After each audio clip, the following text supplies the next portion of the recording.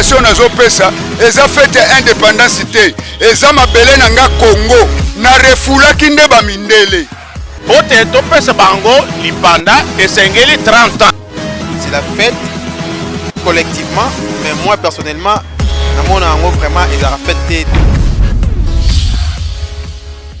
Voilà donc bandeko balandi obozolanda biso tolobaki ko photo solo la na africain surtout plus précisément na ba congolais par rapport à makambo oyo ya 30 juin te bananu fête yango indépendance bango moko ba congolais bazo kanisa nini.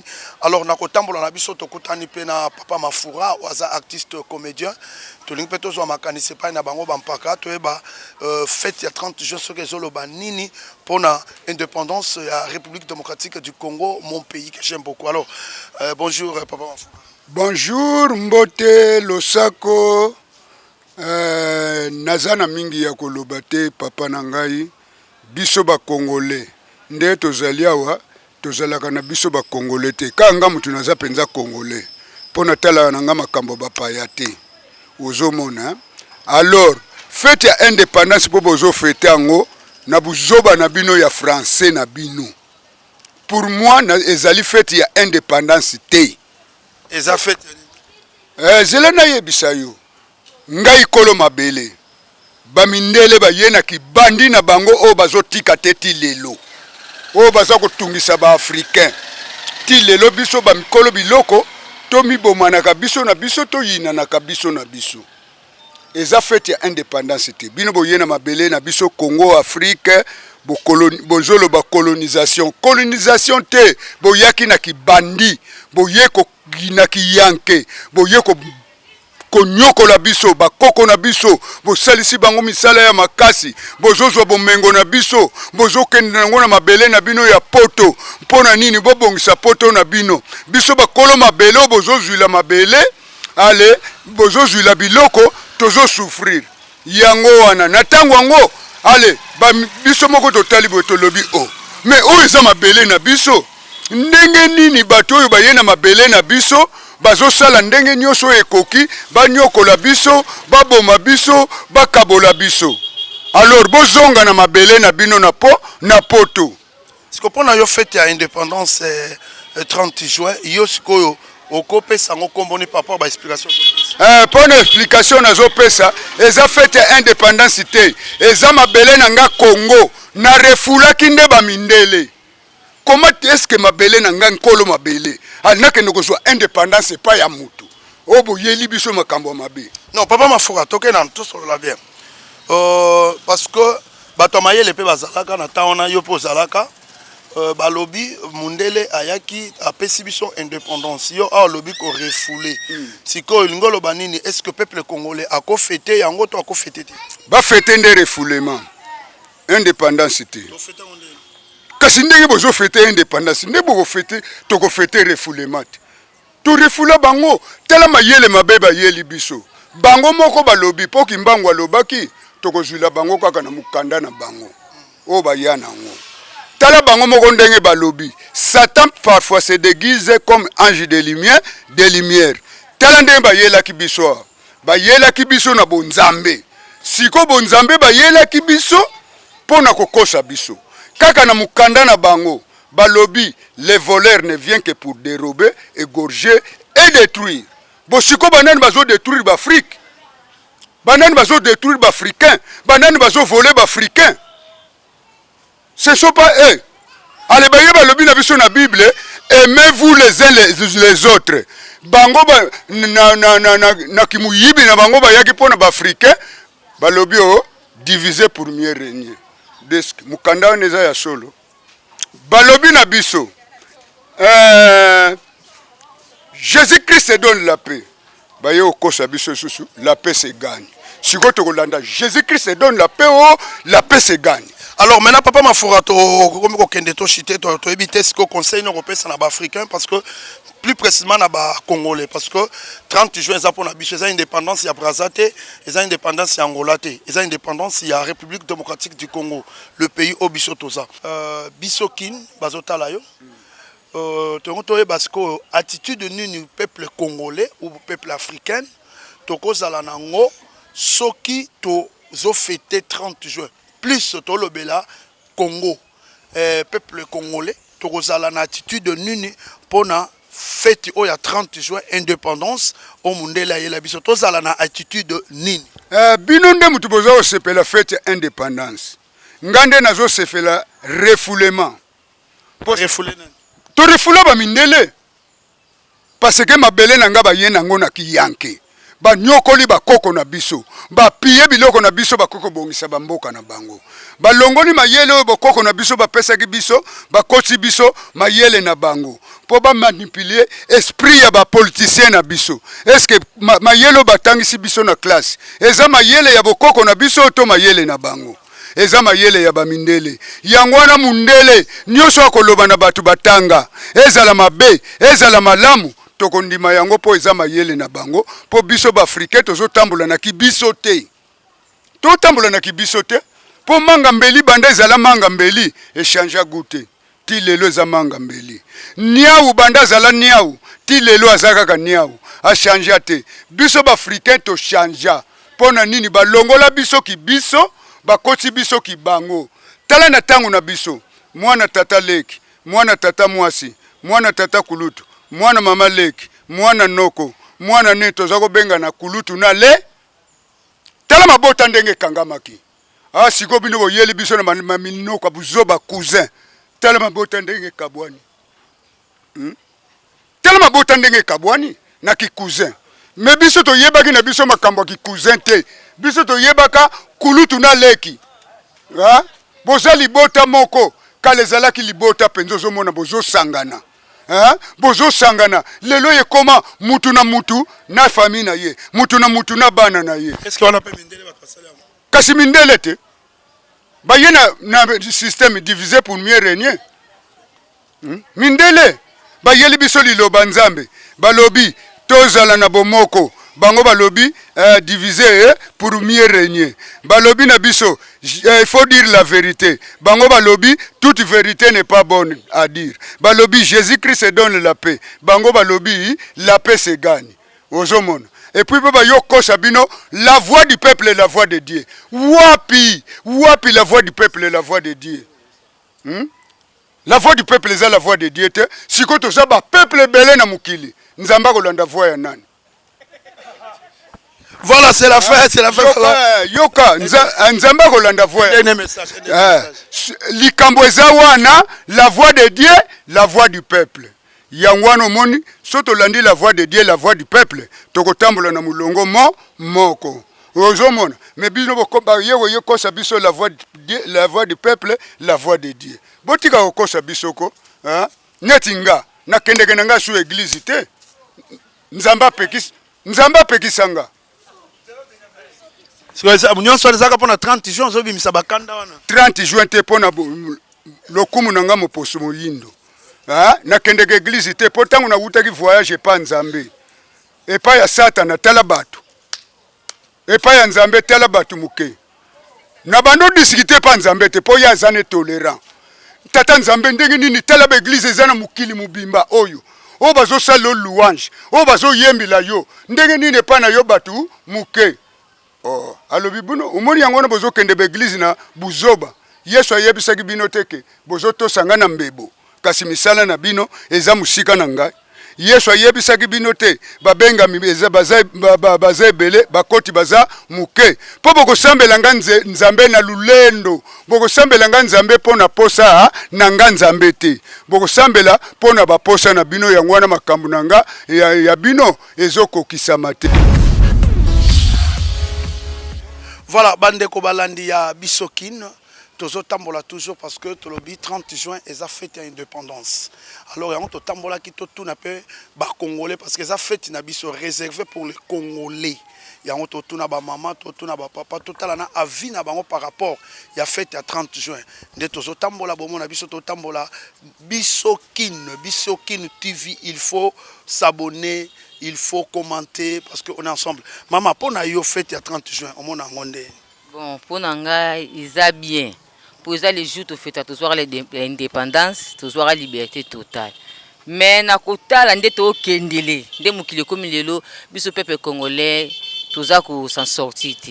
malgré tout fête mais eza unique un peu na bakonzi bon ba fête ka ba sepelar mais pour na biso peuple to bénéficier ni le côté tant que tozo souffrir bande ko na est bazo kufa changement na mboka ezate franc congolais au matin de jour au jour dans difficulté comme makasi pour nous les peuples congolais to bénéficier ni le côté malgré tout siko pono ba mindele siko ba yela biso indépendance to sala nini bon pour na ngai bamindele bon bazonga te pour ceux bazongi biso pepe to nyokoma pour ba entreprise mingi za na Congo eza mingi ya bendien so bendien bakei chômage ya makasi mais l'état azwa mo mukie souci wana ayo biso peuple souci akotia mundele liboso congolais na sima pour mboke kende bien bazonga te so bazongi to chômage et mata makasi. Voilà donc Bandeko Balandi biso na qu'une TV et toza awana ntele bibwa tozo tambola toujours tolingi tozo précision par rapport il y a d'autres il y a 30 juin l'indépendance selon ce que les gens disent selon Otozoa qui na bisika to tamboli eza indépendance alors biso le loto ye to solo la pena bandeko na biso alors le loto komi awana bibwa toza na bibwa awana ntele to kokuta la pena bato oyo bazaka même na maloba koloba parce que toza na posa quand même to yoka ba vie ya bato nyonso menden to loba s'il faut abonner directement sur biso na qu'une TV la meilleure chaîne du monde. Bisso Nakinu TV, la meilleure chaîne du monde. Là, je vais directement saluer notre papa, les boss, hein, l'étoile, le sujet du jour. L'homme fort, notre papa Rigo Flash. Notre papa Rigo Flash, donc les boss des boss, papa Moko bien. Donc papa Moko a un souci à battre. Donc je vous dis ce qui est vrai. Et certainement, pourquoi pas, Toloba, na maman Marceline, maman sociale, maman Marceline, maman sociale. Maman o akanisaka bitike akanisaka ba veuve akanisaka ba toi maladie maman Marceline merci maman vraiment derrière un grand homme il y a une grande dame là je le dis à cœur ouvert donc Nzambe aye ba kopambola bango alors biso nakino la meilleure chaîne biso nakino la meilleure chaîne il faut s'abonner. Il faut s'abonner massivement. Donc il faut s'abonner massivement. À Mema Moussapinayo, qui place Wana s'abonner, ça sera vraiment bien pour Nabish parce que au à chaque fois informé par rapport à la chaîne. Alors, Tokutani Pena Bandeko, Awatozana Ntele, Tokutana Bandeko, Nabisoto solo là par rapport il y a 30 juin, Bapé Sabisope, ba impression à Bango. Bonjour. Bonjour papa. Voilà, l'homme toye, awa, tokutana na bidon quand même, je ne sais pas. Okope s'appelle combo et puis okope sabiso impression nayo par rapport à fête à 30 juin oyo tozo fête. Premièrement merci. Ope singa parole, combo nanga ezali Aruna Kingo Mbenepa. Na vandara awa na commune Nsele. Na précisément na Bibwa. Na habité ba impression par rapport à nini na comprendre bien mutunate. Impression par rapport à la fête il y a 30 juin. Nino Kokoloba, Kota la fête il y a 30 juin, notre fête depuis l'indépendance. Aujourd'hui, nous avons 64 ans d'existence. Nini Oyo et c'est Pelisagona Yango. Ouf, en fait, et ça fête il y a indépendance selon Dengue tout Oyo Zalaka à l'époque, Kondi Oyo Jiraka Mboka Desidaka Bazwa. C'est la fête collectivement, mais moi personnellement, vraiment, ils ont fait tout ça, nous na capacité, on a vraiment déclarer, décider de l'indépendance parce que aujourd'hui, on a au moins déjà 64 ans d'âge depuis qu'on a eu l'indépendance, mais le pays ne marche pas comme il faut. 64 ans déjà, il faut déjà, si Moutou Abotami a comme 64 ans, il faut réaliser presque 50 à 60, plutôt 60 à 70%, il y a rêve naïe sur 100%. Il faut tonga bandaku, il faut botabana, il faut kolisabana, ozana bakoko avec 64 ans déjà. Mais dans le pays, ce n'est pas le cas. On est toujours des immatures, et les choses n'évoluent pas. Donc il y a plein de choses qui sont toujours inachevées, spirituellement, moralement, et puis ce qui concerne la politique congolaise, tout ça, bon, ça ne marche pas. Bon, comme on avait déjà décidé de réclamer l'indépendance en 1960, on n'a pas le choix, mais je ne suis pas vraiment à la joyeuseté de dire que non, c'est la fête. Moi, pour moi, je ne considère pas comme la fête. Moi, je prends ça comme un regret parce qu'on n'était pas encore prêt pour avoir l'indépendance. Donc c'est un peu ça. Alors s'il faut, parce que la fête se réservait pour nous les Congolais, parce que c'est la République démocratique du Congo qui fête. Alors je ne sais pas si tu as un message par rapport à ça. Nabato Baolanda Biso, Okolo Banabango Nini, parce que Nayoki Kendenge Olobi que Tozala qui vraiment préparé Nanouté. Maintenant, pendant les 64 ans, parce que Malembe, on peut s'adapter. Est-ce que combien d'années déjà passé Bando sentir que non, maintenant, le pays est quand même, moi, lire Moko, conscience et Bandi Kokola. Ça fait déjà combien d'années? En fait, moi je suis congolais de père et de mère. Normalement, selon moi, et puis les temps que j'ai fait depuis que je me suis né, il y a 6 sur 100%, les Congolais qui ont pris cette conscience, il peut y avoir au moins 2%. Donc il n'y a pas 2%, il n'y a pas vraiment de Congolais. On n'a pas de conscience, franchement. On n'a pas de conscience. Je dois lancer un message à mes frères, le vieux, des papas, des jeunes frères, surtout de ma génération. Il faut avoir conscience parce que on ne peut pas rester toujours focalisé dans des musiques, dans des boissons alcooliques, dans des distractions inutiles. On doit se concentrer pour l'avenir de notre pays, pour l'avenir de nos enfants, pour le futur de ceux qui vont venir après nous, tout ça, parce qu'on est des jeunes, c'est nous qui ont comment je peux dire, le futur de demain. Donc c'est grâce à nous, si on fait l'effort, on doit réveiller notre conscience que le pays va évoluer. Moi, je dois vraiment lancer un message très fort par rapport aux jeunes. Faites l'effort de prendre conscience, de s'éveiller, laisser des banalités, des distractions inutiles, aller aux boîtes de nuit, des bars. Je n'ai pas à dire à 100%, mais dis-moi, il faut au moins faire l'effort. Parce qu'apparemment, c'est comme si nous sommes concentrés par des choses qui n'ont pas vraiment... prioritaire dans la société, vous voyez. Donc c'est un peu ça. Donc toute une dernière fois, je dirais bonne fête de l'indépendance. Et puis je dois dire, en fait il y a plein, mais je ne sais pas. Je suis un peu émotionné, c'est ma toute première fois de passer à la télé comme ça, d'avoir une caméra devant moi. Comprenez quand même mon émotion, désolé. Voilà, donc comprenons l'émotion. Vraiment, il est participant de cette interview, vraiment, sur la fête du 30 juin. Nous voulons un peu vraiment prendre quand même des suggestions aux Congolais, voilà, parce qu'il vient de dire que je suis Congolais, donc de père et de mère. Voilà, c'est ça la base. Alors, c'est vraiment à la fin. Je ne sais pas si vous avez un mot d'encouragement, comme vous venez de dire, à la jeunesse, mais c'est l'impératif. Dans 2 jours, il y aura une fête. Il y aura une fête, il y aura des gens qui vont défiler, il y aura des gens qui seront dans des boîtes, comme vous venez de le dire. Et comment, est-ce que vous avez quand même l'idée comment on peut fêter? S'il faut fêter, il faut en prendre maintenant quel aspect? S'il faut fêter, normalement, on va pas vraiment du tout fêter, mais on va essayer de fortifier nos frères, nos sœurs, nos mamans qui sont à l'est là-bas, qui meurent chaque jour. Vous voyez, on a une guerre qui ne termine pas depuis, il y a au moins, c'est là, si ma mémoire est bonne, il y a au moins plus de 24 ans. Plus de 24 ans depuis le décès de notre héros national, président Kabila le Père, jusqu'au jour d'aujourd'hui, il y a toujours des guerres qui se passent à l'Est.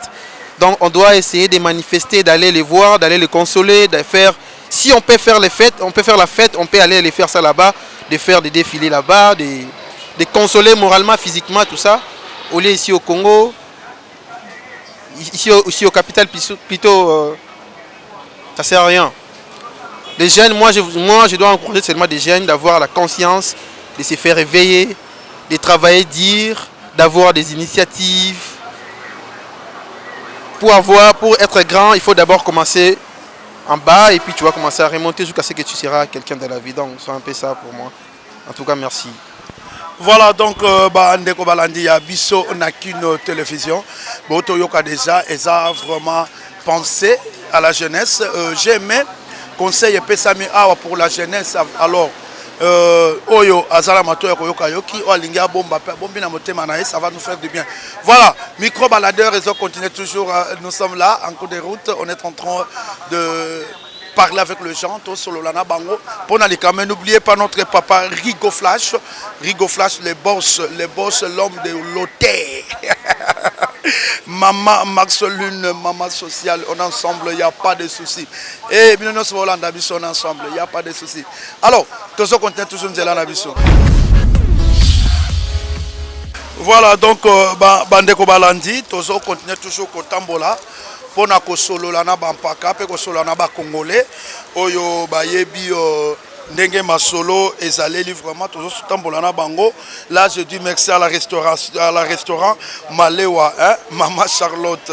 Voilà donc Bila Moutela, donc merci. Et tu as vu que toko solo la tozo tambola tokutana papa tokuti papa pemi azozo wa mupepe vraiment. Et à ce pays ko pesa biso quand même likanisi pour na makambo etali 30 juin yango bomoni totelemi awa poto solo là. Et merci à toi, ya Charlie Wetu, hein, na Bruxelles, ya Charlie Wetu na Bruxelles, merci vraiment, ya Charlie na Bruxelles, merci. Et tozo solo na papa. Bonjour papa. Bonjour papa.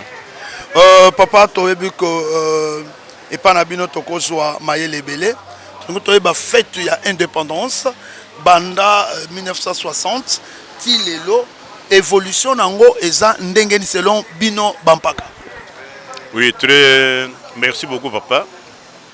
La fête de l'indépendance est une journée où les Congolais se pelak.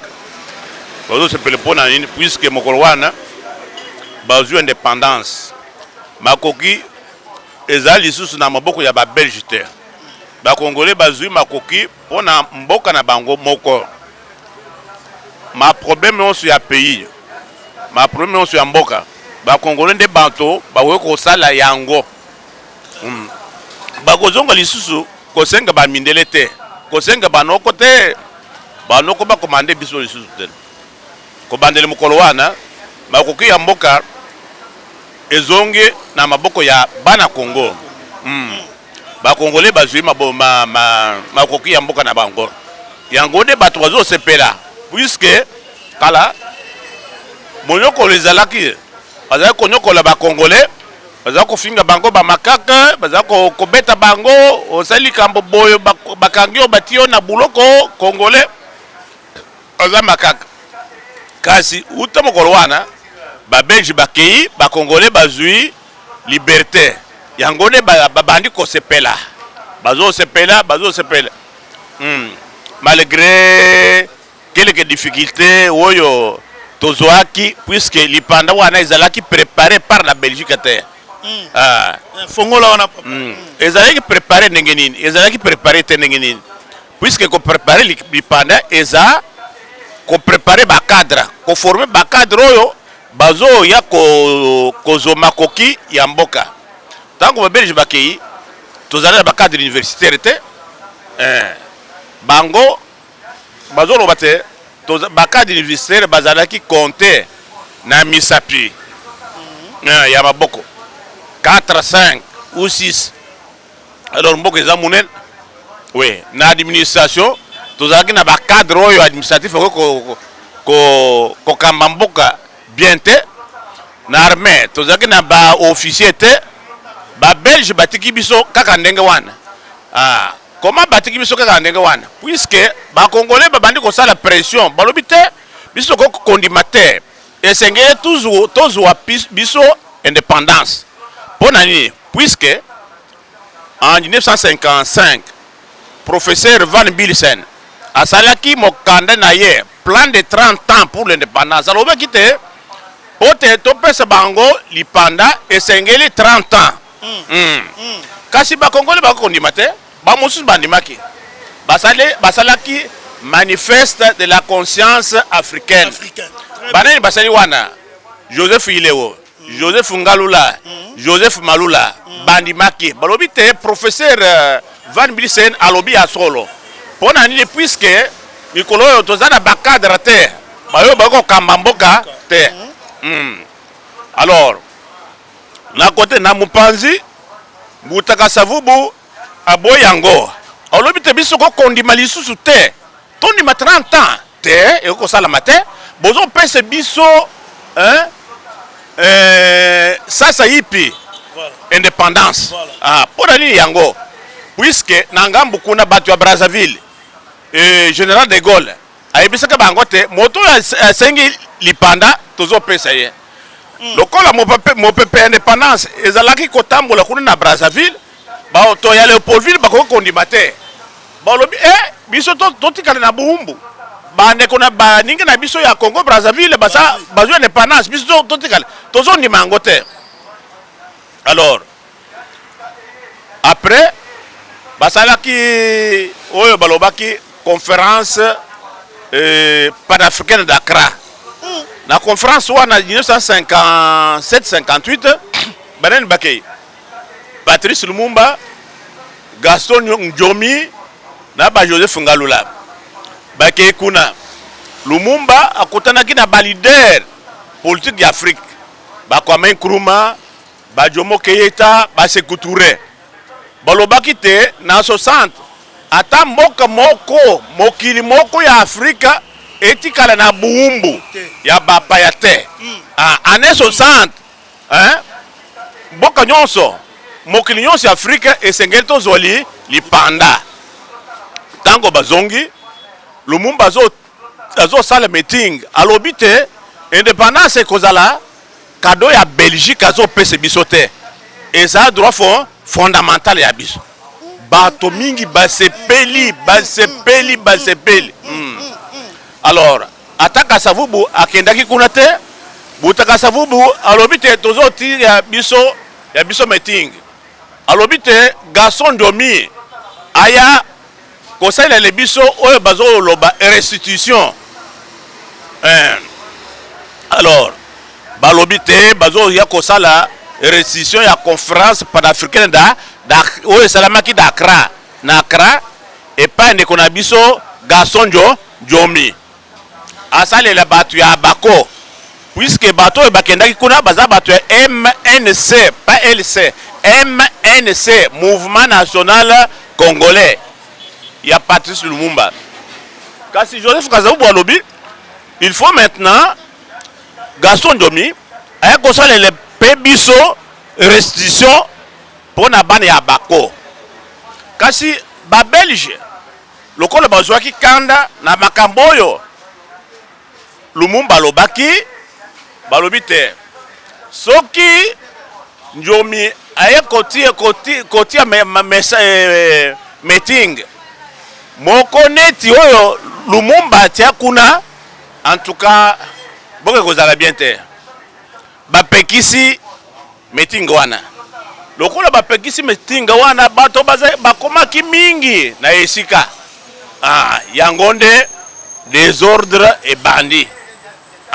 Désordre et bandit babomi ba Congolais. C'était le 4 janvier 1959. Yango nde bozo mona chaque année le 4 janvier tozo célébrer martyr de l'indépendance. C'est-à-dire quoi? Tozo sepela pote bato yo bapesaki vina bomoye na bango pote mboka ezoli panda na banzi ezaki wana.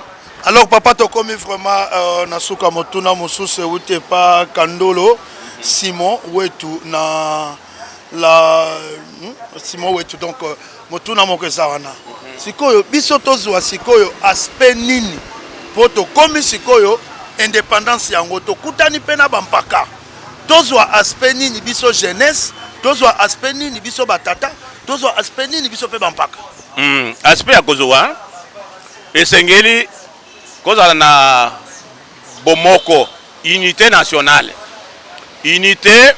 nationale to bunda pote mboka na biso ekende liboso kolongola makambo ya tribalisme corruption c'est-à-dire des antivaleurs. Très bien. Oui. Tribalisme, corruption, koyiba mbongo ya l'État, ko sala makamboyo, ezo avancer pays te. Puisque na moni ou te tozo indépendance.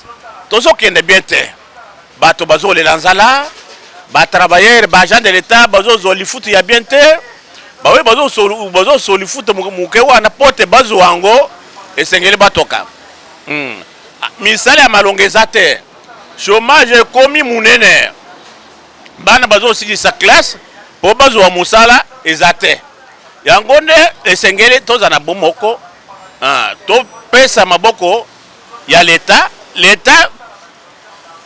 de son côté asala manso po te makambo okende liboso makambo ekende liboso ndenge nini acreye misala basala baentreprise ya l'état puisque namoni kala wana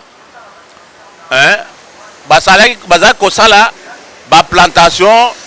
Congo azalaki premier producteur mondial ya huile de palme azalaki koproduire caoutchouc azalaki koproduire biloko mingi agriculture. Congo azalaki premier producteur mondial ya manioc ya huile de palme kasi uta je ne sais pas années 70 ou 80 bamoni te agriculture eza mosala ya bato oyo baza na valeur te soki ozokende kosala bilanga bazoloba te oyo aza zoba mosali ya bilanga aza moto zoba aza moto ya makanisi te esengeli makanisi wana ekende eza nini bato bazolungwa bamboka bazokima mboka bazoya na ville bakomi na ville baza na makanisi te na ville tokoki kozwa misala ya kitoko misala eza te lokola bazozwa misala te ozomona bamosusu babandi kosala tumwa misala bacordonnier bamenuisier baoyo bazotonga bato soki bacoiffeur sikoyo papa tosili ici vraiment tosili ici merci Naya Karine, merci Naya Karine vraiment. Tosili, merci Naya Richard Masumbu, vraiment merci à vous. Y'a Richard Masumbu, merci à vous. On ensemble, il n'y a pas de soucis. Et pour Nani, peut-être Toloba, merci na Kandolo Simon, Ouetou, na Louise. Merci. Donc alors, ceux qui sont papa, Liloba Souka pour le peuple congolais, parce que Toyo Kandenge, Bopesibiso, histoire et indépendance, vraiment, Toza, Topamboa Mimakasi, alors, Liloba Souka pour le Congo Man au Bazola. Pour le Congo Mani et Sengeli, Tomi prendre en charge. Très bien. Toyo Tolobate, Moko Ezaya Biso. Moto mosusu akoko sala makambo ya kitoko na mboko oyo koleka biso ba congolais te. Voilà donc bandeko balandi ya biso na Kune TV. Voilà dentro lobaki awa il faut s'abonner massivement, s'abonner ko sala bien makasi parce que awande makambo solo ezali. Voilà. Bon moni biso toza na couloir Kimbuta après avoir ko tambola toti Kimbantseke tolongwa Kimbantseke tokendaki Ntsele to tamboli pona kozwa ba vie ya batu par rapport ya likambo oyo tozali ko solola awa ezali likambo ya fête ya 30 juin. Est-ce que République démocratique du Congo, africain, congolais, tokoki toujours ko fêter yango et toki ba vie bipai comment bato ba lobby vraiment eza clair batali si biso ke eza fête na biso mais ba miso ba pesi biso pe ba raison na yango 30 juin elingi loba nini. Et pourquoi indépendance et salama qui bato muso balobi que non ezali juste refoulement to bengana ba mindele ba muso balobi que ba raison nango ezala qui trop précoce donc to sala ki yango avant alors boyebi bolandi déjà ba vers le biso to komi na suka c'est pourquoi to tambola na papa Safou donc azala si ma caméra biso toza awa na couloir Kimbuta oyo kaka Kimbuta oyo ekenda sango toza awa et je dis merci à notre papa Rigo Flash le boss l'homme plus fort to benga mikoloyo. Pourquoi pas maman Marceline, maman sociale, on ensemble, il n'y a pas de souci. Voilà, Safou, merci à toi, papa Safou. Merci à Inex Maïmona, merci à l'ingénieur Ephraim. Ça, c'est une grande équipe, Costo, Otosala Moussala. Tozo Tambola, 30 juin, c'est notre fête. Et selon Bavi Boyoki, Ekosala Malamou, Emerson, le gérant. Donc, Media Shop, merci à vous. On ensemble, il n'y a pas de souci. vraiment totamboli et nzambe ayeba kopambola bino nyonso bolande biso. Vraiment je dis bien restez là et ne faut même pas qu'on quitte parce que la chaîne Oyo ezan information ya bien à l'instant c'est Ezakaka biso Nakindo TV. Donc voilà cette ambiance les enfants baouti bazozonga voilà cette ambiance c'est ça la moment on a totambola Kinshasa c'est toujours comme ça on est ensemble il y a pas de soucis voilà mais biso Nakindo TV. S'abonner massivement et restez là, Zalana Bisso. Merci à notre papa, le boss, l'homme plus fort. Papa Rigo Flash, on est ensemble, il n'y a pas de soucis. Maman Marceline, maman sociale. Merci Naba Onon Sobolandi Bisso. Vraiment, c'est la fin de cette tranche, je peux dire cette tranche si spéciale. 30 juin, marche, il y a 30 juin, la fête de l'indépendance. Vraiment, c'est spécial, une fête pour nous, les Africains, une fête pour nous à la République démocratique du Congo. Vraiment, c'est à vous, vraiment, Yakozala, Nabiso. Je vous laisse en congé cette grande équipe Toza Awa, Bisso, Nakino, unique chaîne, et il faut commenter. Il faut s'abonner, il faut laguer, Zalana Bisso et Kosala bien. Voilà, je vous laisse en congé. Ciao!